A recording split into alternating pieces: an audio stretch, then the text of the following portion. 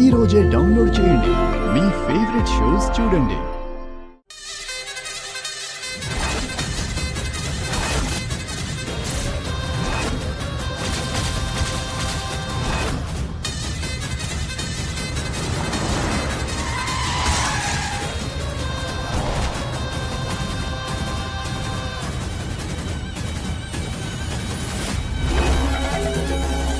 అయినా ఊళ్ళో నాయకుడు ఎలా ఉండాలి? తెలివిగా పనులు చేయాలి. సరైన నిర్ణయం తీసుకోవడానికి మంచి తెలివి ఉండాలి. మరి నీ భర్తకా తెలివి ఉందా? ఉందా చెప్పండి.